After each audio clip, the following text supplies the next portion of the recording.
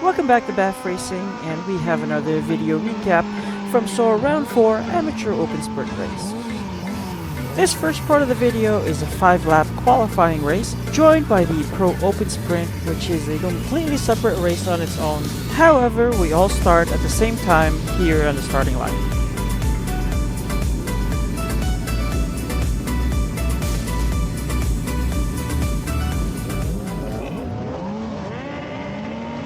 So here we go with the race start. And off we go. I'd say that was a pretty good start, taking P1 going into turn 1. Now there is a big mistake that I did heading into turn 1. It's that I didn't upshift into second gear. So going to turn 1, turn 2, turn 3, I was stuck on first gear, which made a huge impact on my drive exiting out of turn 3. Out of turn 3, we have Melanie and Devin with an easy pass on the drive, pretty much wiping out the progress I made on the race start. I did attempt to have a response on Devin, but unfortunately with the amount of traffic ahead of me, there wasn't much space to put my bike in, and I lose out again on the drive out of turn 4.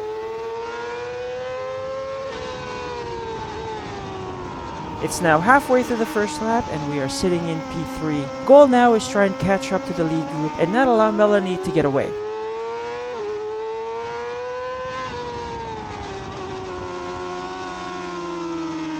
So in this class, Melanie and I are fighting for the championship and only separated by a few points, so every single position matters at this point of the season.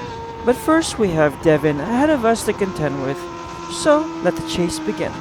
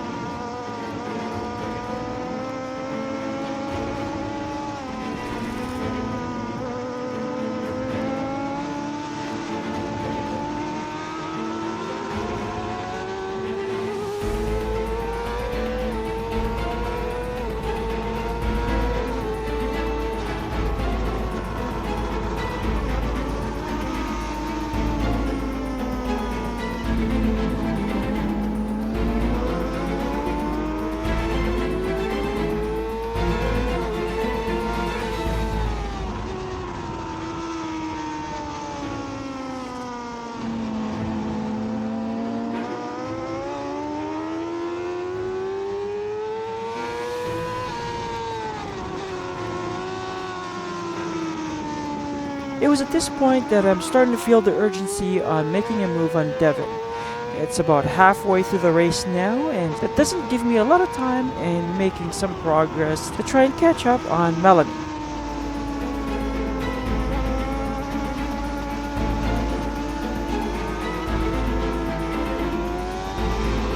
Out of the kink here, I had a good drive, so I figured I'll try and make a lunge on the inside of Devin. Unfortunately, this resulted in some contact. Devin ended up going straight through the grass. Luckily, he kept it upright, and Sawyer made an outside pass on me on turn 2.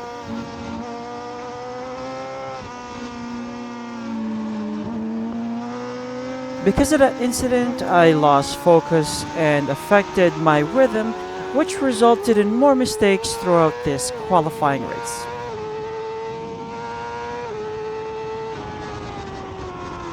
Into turn 4, I made a mistake downshifting. I didn't downshift enough, affecting my drive out of the corner. As you can tell, I had to downshift since the bike was bugging down under acceleration, which allowed Bodhi to make an easy pass on the drive. So far this race has been a disaster. We had a good position in the beginning, but now we find ourselves at the back and trying to claw back some position. So once again, let the chase begin.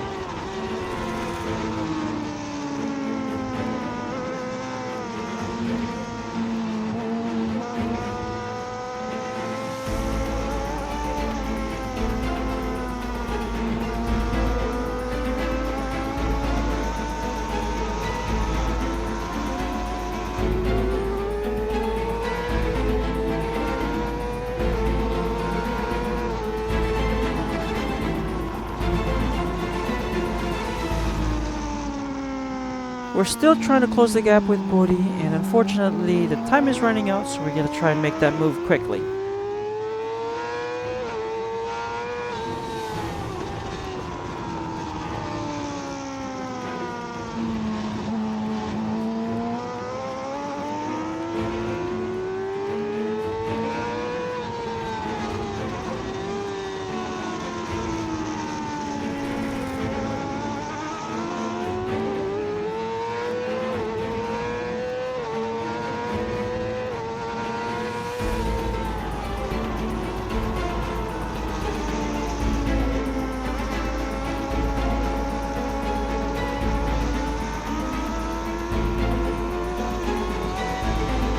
Approaching the start-finish line, we have the white flag indicating it's the last lap, so we only have one more lap of opportunity to try and make a move.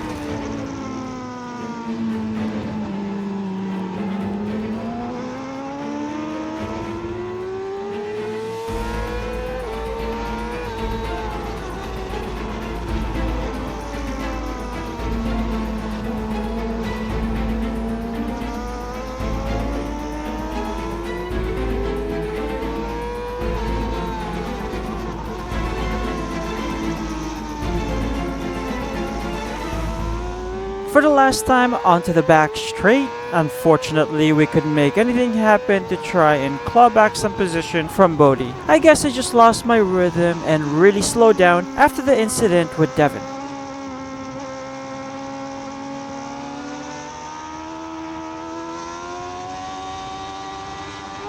For qualifying, I crossed the line in 5th, and I was really angry with my performance in this race, starting at the back for tomorrow's race and losing some points in the championship.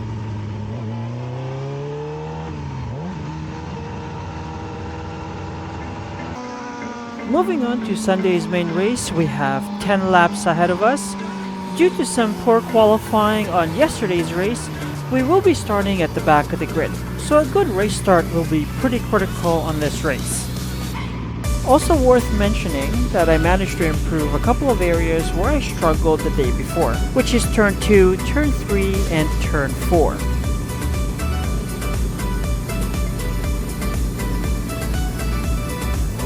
So here we go with the race start. And off we go.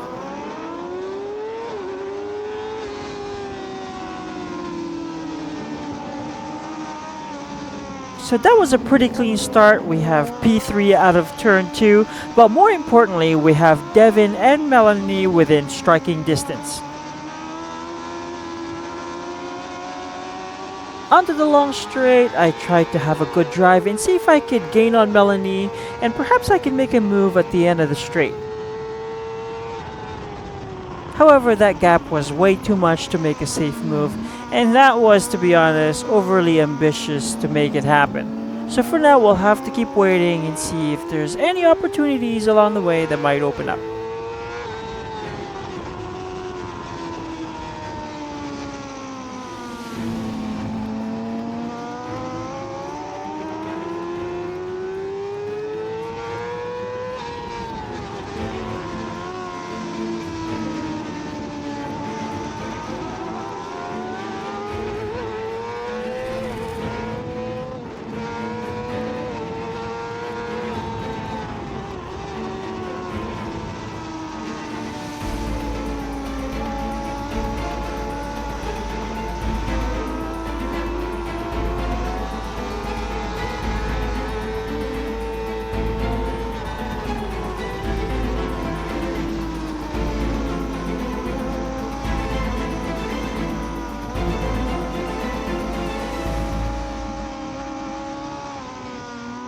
Back on the long straight, I'm going to try and set this one up so I have a good drive out of turn 3, and hopefully we can make a pass on Melanie.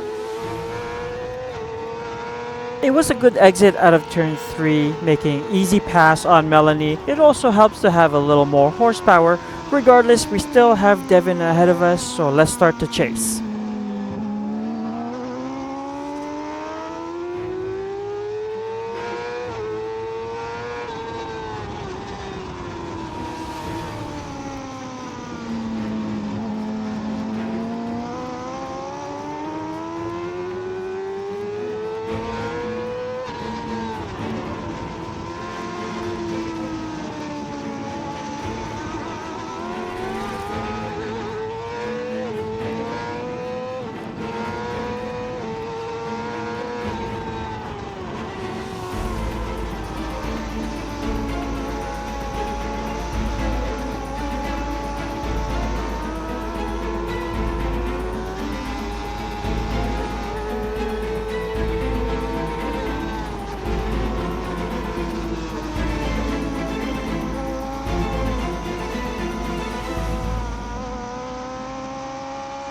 Slowly closing the gap between myself and Devin. However, we have a new threat coming from behind. Neil is fast approaching on board his ZX-10R. Although he's in a completely different race, he may play a factor on the battle between myself and Devin.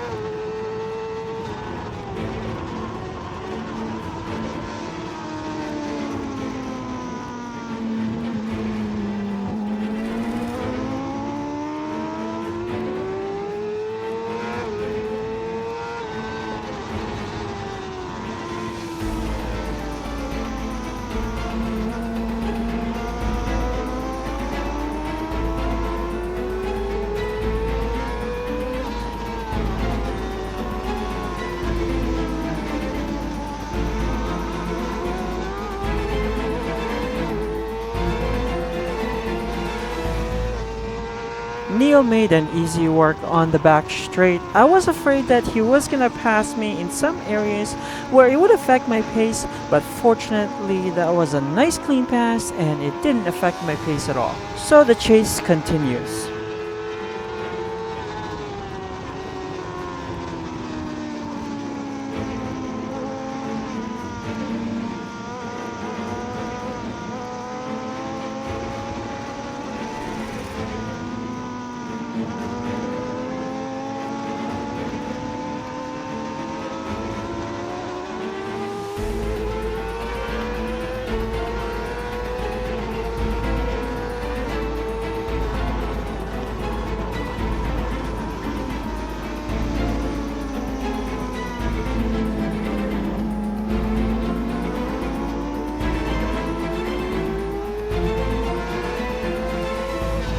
Looks like Neil made a move into turn 4, which caused Devin to slightly pick up his bike and lose some time. That's great news for me, because now it's time for me to close this gap and make a move. Onto the back straight. I know braking into the carousel is one of my strengths, so I'll attempt to make a move on the brakes into the carousel. A great pass under brakes into the carousel. Now we are sitting in P1. However, we have Neil ahead of us, which ended up being a bit of a challenge in terms of my strategy for this race.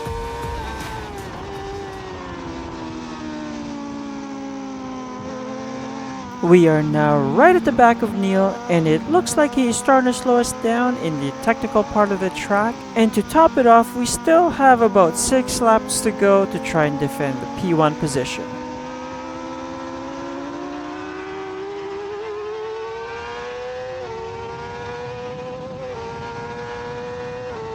At this point of the race, I knew that battling with Neil does pose some risk and could potentially cause my P1 position, so I just took the strategy of just staying behind him. In terms of Devin, I knew that he was behind me the whole time, so I knew that at some point he may put up an attack, but I knew that I had a little more pace and I could respond accordingly. So I was pretty confident that I could maintain that P1 position.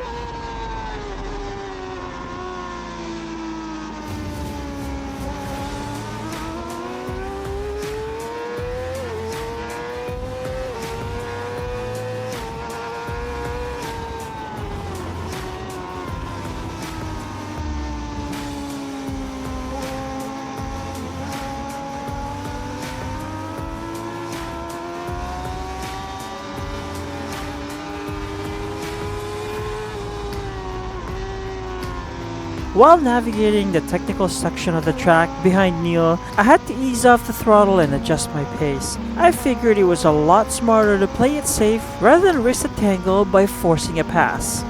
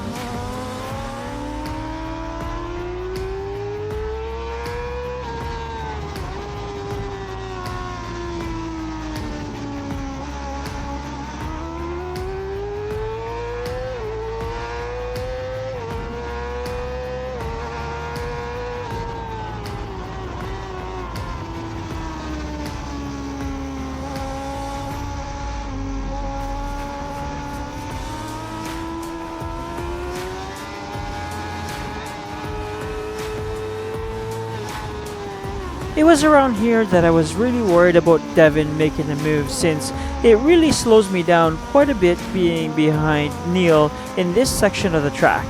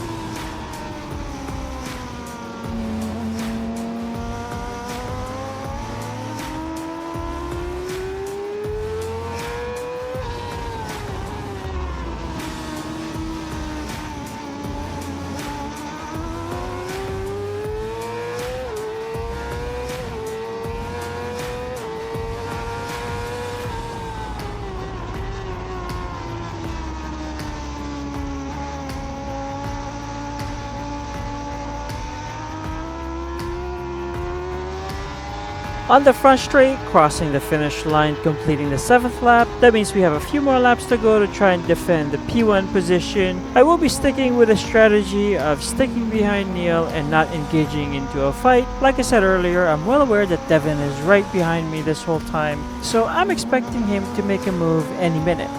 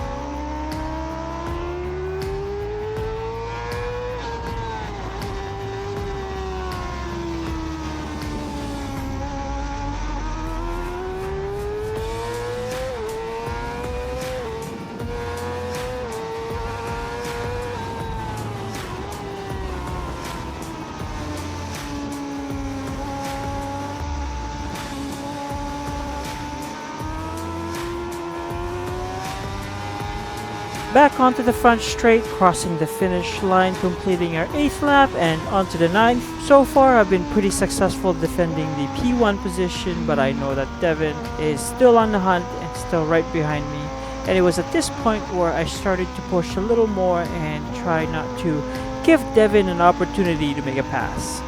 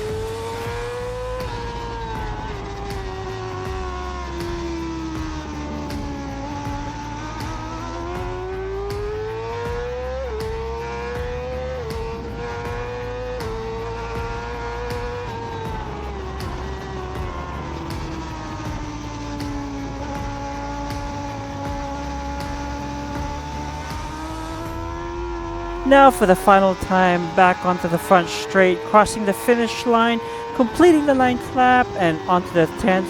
This is the final lap, and at this point, I really did not want to make a mistake.